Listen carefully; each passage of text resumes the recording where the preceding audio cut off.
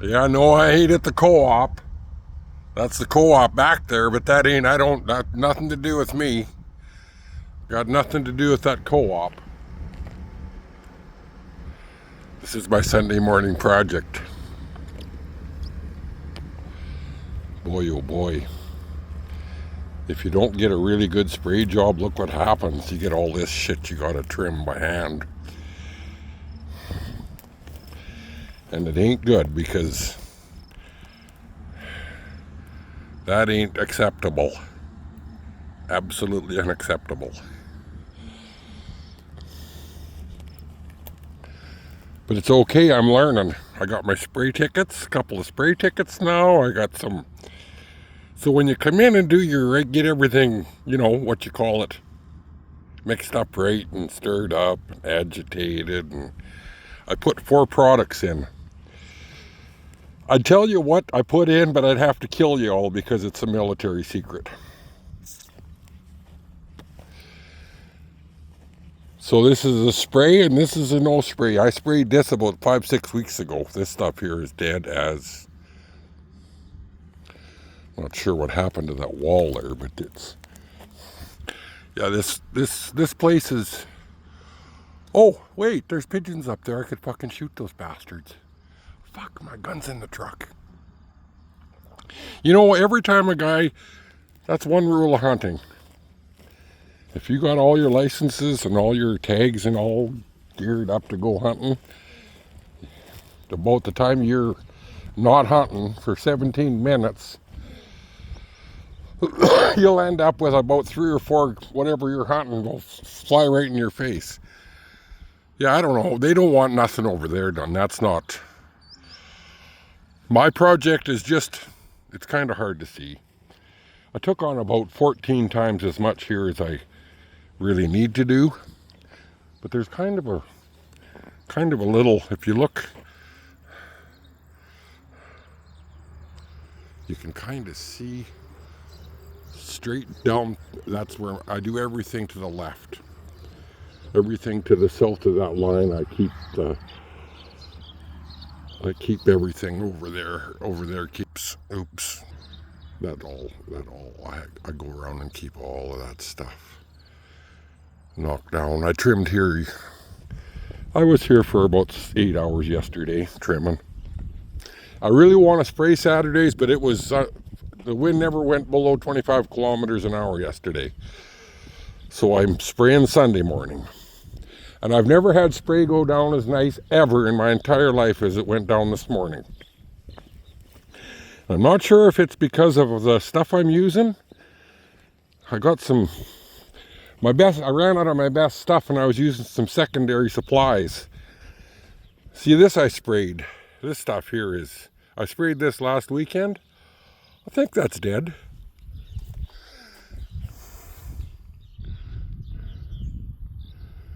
That's where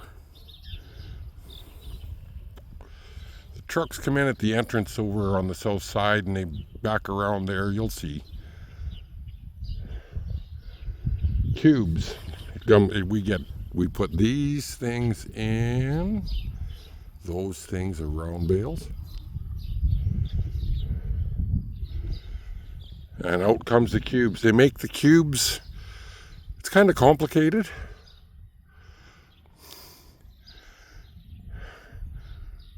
How it works, everything's kind of, they got to dry it, and then they got to dry it and heat it and dry it and wet it down and dry it and wet it down and wet it down and dry it. And then it's got to be a 7/8 by 7/8 cube. And it's got to have a certain They make about 17 different products here.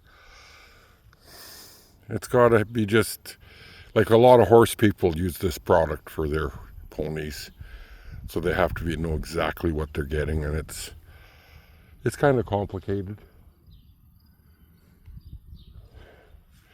But my first client that I ever, when I started this outdoor services business, my first client puts all his hay, that's all his hay, and then, nobody can even see. Look, let's go closer.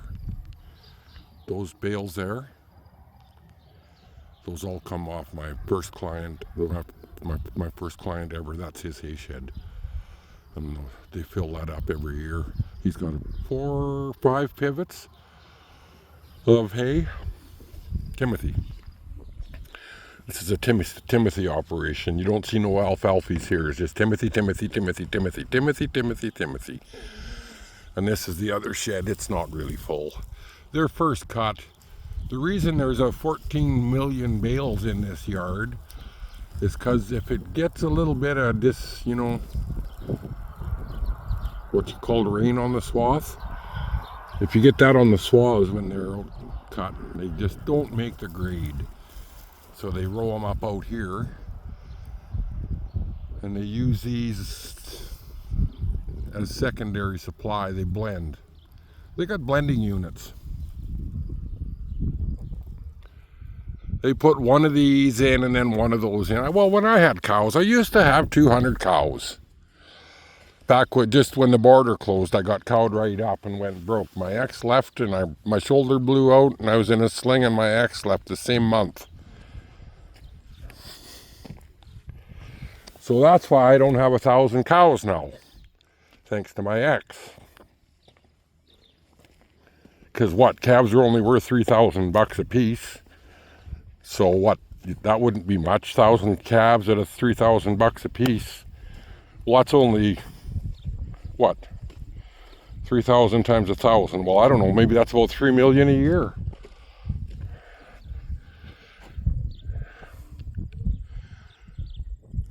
My first client, I do all of his pump sites. If you look on my other videos, you'll see the little befores and afters. Well, see, this place here is a real tough place to keep up with, because what it does is it takes high protein, high feed value hay bales and grinds them and then blows dust everywhere. So this place is like a sponge. And every place where dirt can, it's hay dust. This hay dust collects, and it just creates a layer of the richest stuff that you could possibly grow. There's nothing, even on the gravel, look, on the gravel this shit grows. Right on the gravel roads you got kochia growing and foxtail, because then Brian says it's because also we get the perfect blend because the co-ops over here blend in dry fertilizer, and they get, it's dusty, and the wind blows prevailing from the northwest right across this plant site. And Brian says he's got the perfect mix of hay dust and fertilizer dust. And of course it never rains here. It's dry. I don't know why it's so dry. We got this horrible drought. We've had, I think I had 14 inches at my yard. So it's been an absolute disaster. Nothing grew.